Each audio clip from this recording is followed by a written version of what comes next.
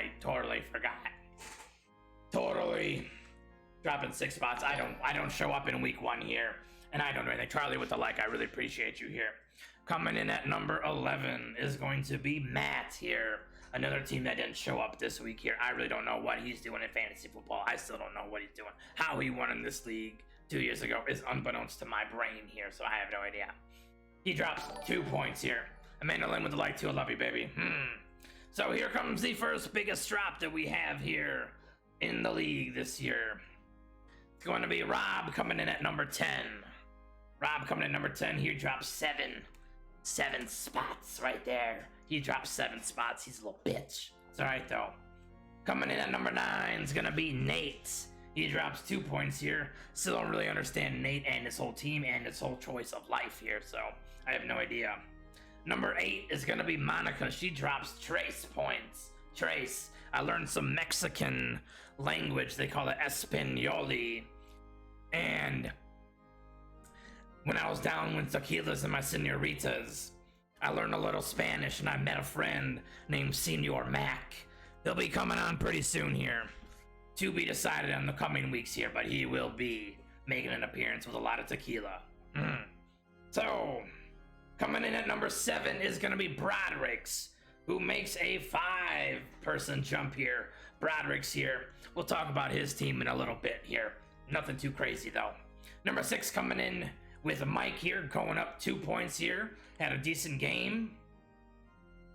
Number 5 is going to be Ariana. She jumps up 5 points again too. See, I don't even know how these rankings are working here. These rankings came in from Intel. Intel from all the center stages here. I don't know who's making them. Clearly it's not me, because MacDriverr would have been number 1 here. Ariana jumps up 5 points to be at number 5.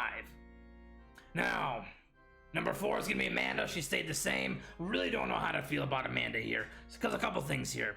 Again, I really don't know how to feel about her team here. She played MacDriverr the first week. MacDriver's never won a week 1 game here. So she essentially got an easy win here. Let's see if the team shows up this week. I really don't know here. Where did I rank? I'm late to the party. Nate, you ranked number 9. Little bitch. So, Ryan. Coming in number 3 because he's a little bitch too. Little bitch at Ryan number 3 here. And the craziest turn of events here coming in at 2 is gonna be Charlie. Jumping up 9 points here. A MacDriverr, he didn't want to read this. I didn't want to read this here. Again, I got these picks from Intel here, and they said Charlie's 9, and I had him double, triple, quadruple check it here. I even made them do a line of cocaine to make sure that Charlie's at 9, and Charlie's at 9. Let me tell you something, League. We cannot have this happening here, because this gotta change here. It's gotta change. Number 1's gonna be Eric. Eric damn near joined the 200 club again. 176 some odd points here. It's a crazy number for week 1. His team's already looking like it's on pace for 2,000 points this season here. Kudos to him. And I got cue cards this time. No one's reading off the thing. These are thank you notes. You can't read them because I got my camera on the other way here. But you know what I'm saying? Thankful you for? Thank you for whores. So, let's get on to the matchups of the week here.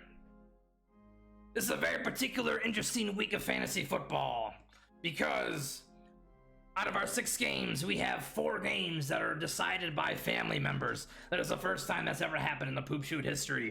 4 games, 8 family members. It's gonna be great. So the first matchup, cocaine is a hell of a drug, Michael. I will toast you to that here. Hold on.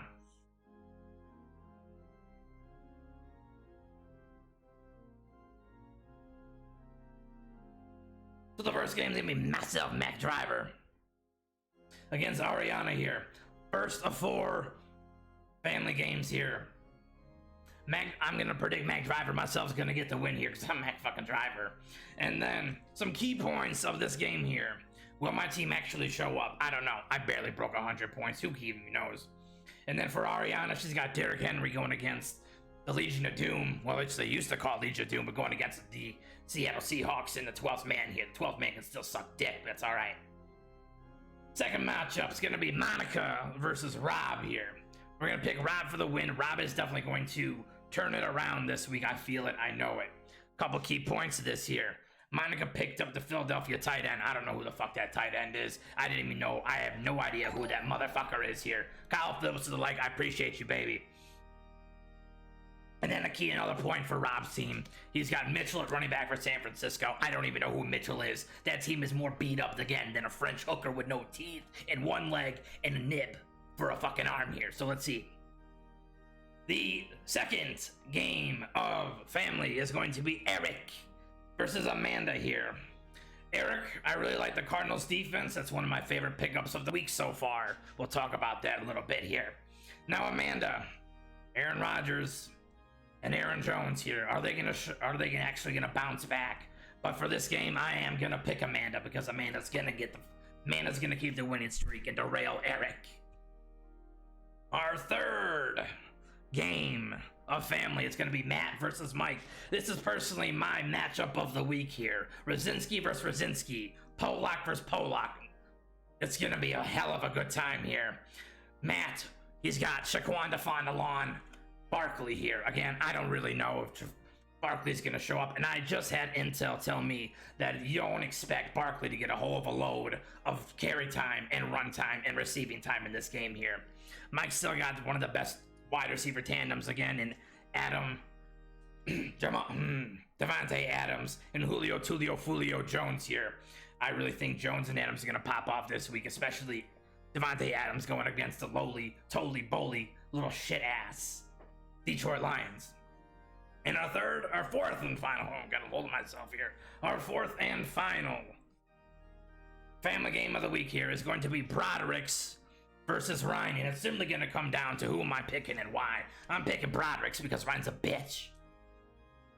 The nice thing about Broderick's team, he's down to starting only one Lion, that Deontay Swift. He swift his way out of his lineup. He didn't need to be there, didn't need to be drafted. Swift gone. Swift for Swift. Exactly. And the reason he's a bitch. And our last game is going to be Nate versus Charlie. Nate, I still don't have a comment for you. I don't really know how you live your life, what you do, and all that stuff here. Charlie, we have to discuss a few things here. First off, I will pick you to win, because again, I don't know Nate. But we have to talk about Kyle Pitts. Kyle Pitts was your third overall draft pick. The most upside potential for tight end. A top 5 tight end this year. And you dropped him. You dropped him so Amanda could get him here. I don't really like that. That's not a MacDriverr move. That's real shit here. Key points to the week here. Again, Charlie dropping Kyle Pitts for Justin Jackson. But did anyone take a look and see who Charlie just dropped? Justin Jackson. Who would have thought? Not me. Not me, folks. Not me. Did he have a big game this last week? No. See, doesn't matter, Charlie. I can guarantee you he's gonna outplay all of your tight ends that you pick up for the rest of the year, because I know you're gonna be picking up 2 more. At least 2 more. Let's go with the waiver pickup of the week here. That's gonna go to Eric picking up the Cardinals defense. Not really sure how they fell all the way down to Eric here. The stellar defense. They showed up against Tennessee. They stopped down the stiff arm. They stopped down Tannehill. They stopped down probably one of the best dual receiver sets in the NFL. The shit waiver. It's gonna go to Charlie again. She picked up the Broncos tight end, Albert Akutuna. The man has more letters in the last name than his goddamn alphabet here. I don't know who he is. I don't know what he is here. He's projected 10 points. He doesn't even get 3. Mark it, motherfuckers here. Some notable matchups in the NFL. Some notable games in the NFL here. Tom Brady and Gronkowski are going up against, once again, the Atlanta Falcons. And I like to always remember 28-3. Tom Brady and Gronkowski are going to run amok all over the goddamn Falcons here. It's not even a matchup here. Patriots by 20, a minimum. And then let's talk about arguably the best tight end in the league. And no, I'm not talking about Kelsey. No, I'm not talking about George Kittle. And I'm definitely not talking about that little bitch, Jimmy Graham. That's going to be Darren Waller. This man had 19 targets in that whole damn game. I think he brought in 11 of them. I don't know. And a touchdown. This man was targeted more times. Aaron Rodgers throwing the goddamn ball, basically. Aaron Rodgers didn't show up. Darren Waller did here. Does anybody have some piece they would like to say about the rankings, the matchups, or the key points? Speak now, or forever hold your pussy.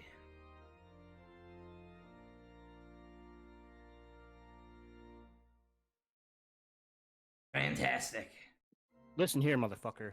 Oh, who is this calling in? This is fucking Dirt McGirt from Utah. How might I help you? You're gonna know who my running back is that I picked up, I promise you that. Okay. Just so you know, I love you. Long-time listener, long-time caller. Have you sinned recently? Every motherfucking day, brother. What do you do? This is a family show, so I can't divulge that information, but we can take that offline if you like. We'll have a confession separately. Love it. Love it. Dismissed. Is there anybody else that would like to speak their mind, tell their mind? Bitch, moan, cripe, and cow. Let me know.